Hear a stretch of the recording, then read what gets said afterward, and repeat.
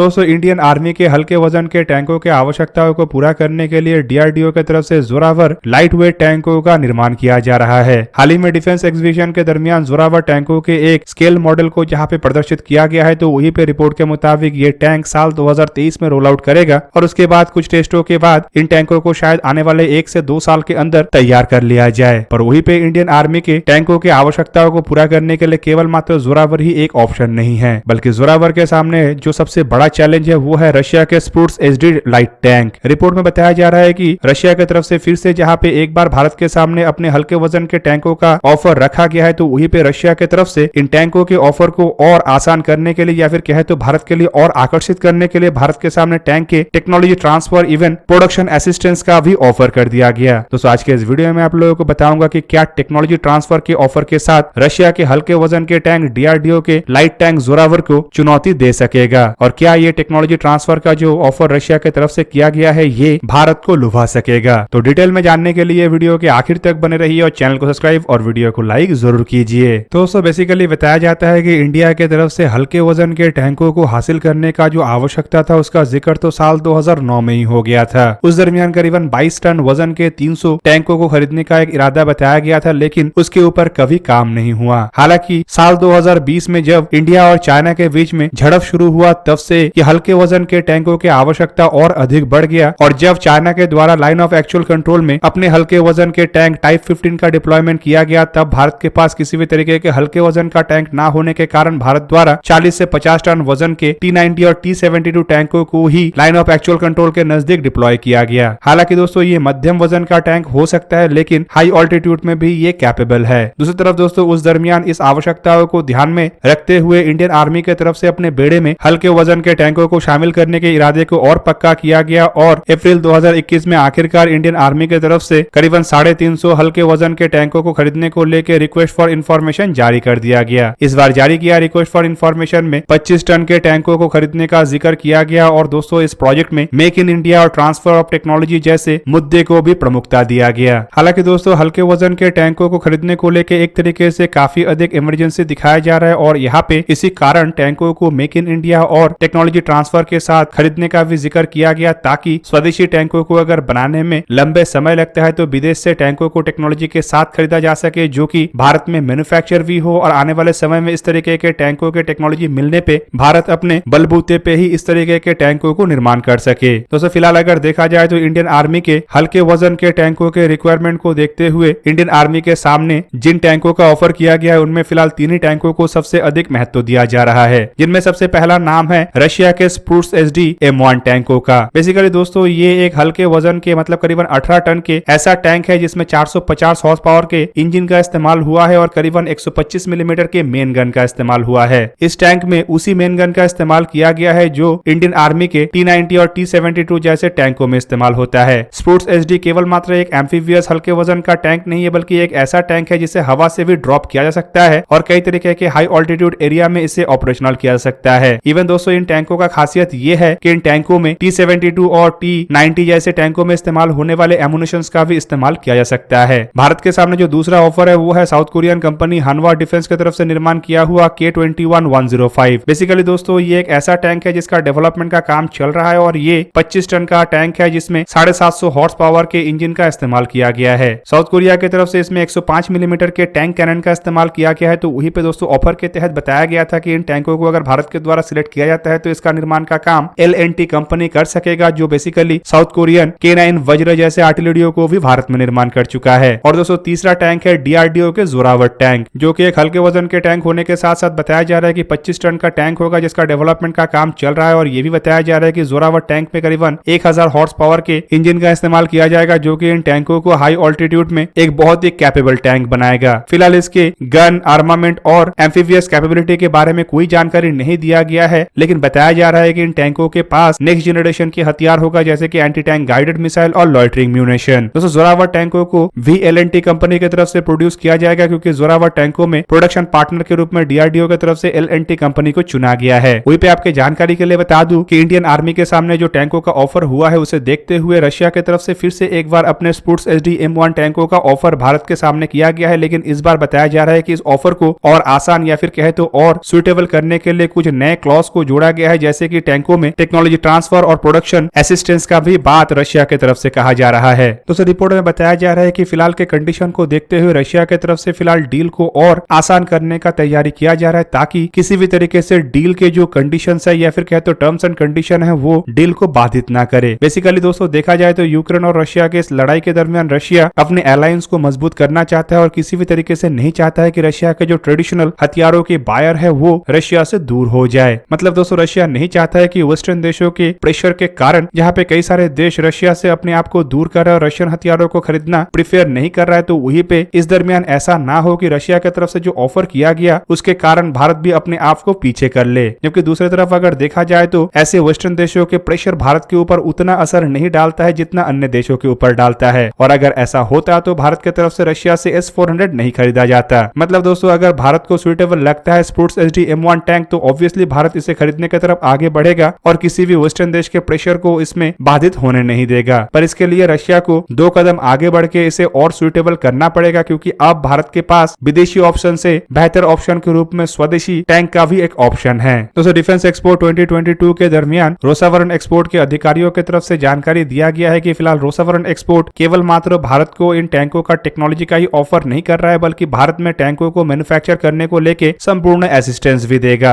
मतलब रोसावरण एक्सपोर्ट ही भारत में इन टैंकों को मैन्युफैक्चर करने के लिए भारत को जितने तरीके के मदद का आवश्यकता है वो सभी प्रोवाइड करेगा। वहीं पे दोस्तों रोसावरण एक्सपोर्ट की तरफ से दावा करते हुए ये भी बताया गया है कि स्पुट्स HD M1 टैंक दुनिया का एकमात्र ऐसे एम्फीबियस हल्के वजन का टैंक है जिसका फायर पावर एक मेन बैटल टैंक के जैसा ही है, क्योंकि इसमें एक हल्के वजन के गन के जगह में 125 मिलीमीटर के गन का इस्तेमाल किया गया है। वहीं पे दोस्तों स्पुट्स HD M1 टैंक को लेकर यही बताया जाता है कि ये दुनिया का एकमात्र ऐसा टैंक है जिसे एयर ड्रॉप किया जा सकता है। मतलब एयरक्राफ्टों के द्वारा पैराशूट से इसे बैटलफील्ड में उतारा जा सकता है, इवन उस दरमियान इसमें क्रू भी बैठे हो तब भी। रोसावरण एक्सपोर्ट की तरफ से इन टैंकों के ऑफर को और आकर्षणीय बनाने के लिए इन टैंकों को इंडियन आर्मी में इस्तेमाल होने वाले T-72 और T-90 जैसे टैंकों के साथ भी कंपेयर करते हुए बताया गया है कि T-72 और T-90 टैंकों में जिन गनों का इस्तेमाल किया गया उन्हीं गनों का इस्तेमाल करने के कारण भारत के पास जो T-72 और T-90 टैंकों के एमुनिशंस है उसी का ही इस्तेमाल ये स्पुट्स HD M1 टैंक कर सकेगा। रोसावरण एक्सपोर्ट की तरफ से अपने टैंकों को लेकर जिन अन्य बातों का खुलासा किया गया उनमें बताया गया है कि ये जो टैंक है ये पानी को भी पार कर सकता है, इवन जब पानी के ऊपर तैर रहा हो तब भी अपने गन को फायर कर सकता है। इसे जहाज के डेक से भी लॉन्च करते हुए समुद्र के तट तक लाया जा सकता है। जबकि दूसरी तरफ ये बताया गया है कि ये जो टैंक है ये दिन रात दोनों कंडीशन में जहाँ पे ऑपरेट हो सकता है, तो वहीं पे हाई ऑल्टीट्यूड और माउंटेन कंडीशन में भी, इवन थिन एयर में भी और काफी कम टेम्परेचर और हाई टेम्परेचर में भी इस्तेमाल हो सकता है। मतलब रोसावरण एक्सपोर्ट का कहना है कि भारत अगर इन टैंकों का इस्तेमाल लद्दाख के पहाड़ी एरिया में करना चाहता है तब भी इसका इस्तेमाल कर सकेगा, और चाहे तो इसका इस्तेमाल डेजर्ट में मतलब राजस्थान के एरिया में भी कर सकेगा, इवन दलदल वाले एरिया मतलब पानी वाले एरिया में भी ये टैंक इस्तेमाल हो सकेगा। जबकि दूसरी तरफ अगर देखा जाए तो रोसावरण एक्सपोर्ट का ये भी कहना है कि टैंकों के द्वारा मिसाइलों को भी फायर किया जा सकता है, मतलब एंटी टैंक गाइडेड मिसाइलों को भी फायर करने का क्षमता इन टैंकों के पास है। तो अब बात यह है कि रोसावरण एक्सपोर्ट की तरफ से तो अपने टैंकों के टेक्नोलॉजी ट्रांसफर इवन भारत में बनाने का ऑफर किया जा रहा है, जबकि दूसरी तरफ भारत में खुद के जोरावर टैंकों का निर्माण किया जा रहा है। तो कि ऐसे में रोसावरण एक्सपोर्ट के ये जो ऑफर है किसी तरीके से जोरावर को पछाड़ते हुए इंडियन आर्मी के टेंडर को जीत सकेगा। जबकि दूसरी तरफ अगर देखा जाए तो प्रधानमंत्री नरेंद्र मोदी के जो मेक इन इंडिया और आत्मनिर्भर भारत के संकल्प है इसमें तो ऐसा संभावना ना के बराबर लग रहा है। तब फिर रोसावरण एक्सपोर्ट की तरफ से इस तरीके के बातों के साथ क्यों फिर से प्रयास चलाया जा रहा है। तो बेसिकली दोस्तों यहाँ पे अगर देखा जाए तो प्रयास इसलिए चलाया जा रहा है क्योंकि इंडियन आर्मी को हल्के वजन के टैंकों के काफी अधिक आवश्यकता है। मतलब एक तरीके से कह सकते हैं तो ये जो आवश्यकता है ये एक तरीके से ऑपरेशनल अर्जेंसी बना हुआ है। दोस्तों फिलहाल अगर देखा जाए तो जोरावर टैंकों के जो डेवलपमेंट का काम किया जा रहा है यहाँ पे भी कुछ फॉरेन कंपनियों के कंपोनेंटों का इस्तेमाल किया जा रहा है, जिनमें बताया जा रहा है कि टैंकों के जो इंजन है उसे इंपोर्ट किया गया है, जबकि ज्यादातर टेक्नोलॉजी भारत में ही निर्माण करके इन टैंकों में इस्तेमाल करने का इरादा रखा जा रहा है। ऐसे में दोस्तों अगर भारत के द्वारा किसी विदेशी टैंक को चुना भी जाता है तब भी मेरा मानना यह है कि जोरावर टैंकों के प्रोजेक्ट को रद्द नहीं किया जाएगा, बल्कि जोरावर टैंकों को तैयार करने के बाद इसे भी आर्म फोर्सेस के बेड़े में शामिल किया जाएगा। इंडियन आर्मी की अगर आवश्यकताओं को देखा जाए तो यहाँ पे टैंक के श्रेणी में हल्के वजन से शुरू करके मध्यम वजन हैवी वेट के टैंकों के अलावा infantry fighting vehicle, gun, missile, mobility platform सभी तरीके की चीजों का आवश्यकता है। और ये एक तरीके का ऐसा आवश्यकता है जो 1-2 दिन का नहीं या 1-2 साल का नहीं बल्कि दशकों और शतकों का आवश्यकता है, और इस दरमियान इस तरीके के टेक्नोलॉजी के डेवलपमेंट का भी आवश्यकता है। मतलब कुल मिला के अगर जोरावर टैंकों को एक तरफ बनाया जा रहा है और दूसरी तरफ अगर विदेशों से टैंकों के संपूर्ण टेक्नोलॉजी को लेके कुछ लिमिटेड सीरीज के टैंकों को इंडियन आर्मी में भर्ती किया जा रहा है, तो ये एक तरीके तरीके से इंडियन आर्मी के ऐसे भविष्य की आवश्यकता जैसे कि टैंक के इंजन, टॉरेट, सेंसर्स और प्रोटेक्टिव आर्मर सिस्टमों को पैरेलली डेवलप करने में मदद कर सकता है। कुल मिला के दोस्तों, रशिया के जो स्पुट्स HD M1 टैंकों का फिर से एक बार ऑफर है। इसे एक कमजोर ऑफर के रूप में नहीं देखा जा रहा है और ना ही जोरावर टैंकों के चैलेंज के रूप में देखा जा रहा है, बल्कि इसे एक तरीके से इंडियन आर्मी के ऑपरेशनल अर्जेंसी और भविष्य के टेक्नोलॉजी को डेवलप करने के ऑप्शन के रूप में देखा जा रहा है। तो दोस्तों, ये था आज का वीडियो। अगर आपको वीडियो अच्छा लगा तो लाइक कीजिए और मेरे चैनल को सब्सक्राइब कीजिए और साथ में बना हुआ बेल आइकन को भी प्रेस कर दीजिए ताकि आप मेरा वीडियो देख पाए सबसे पहले। जय हिंद।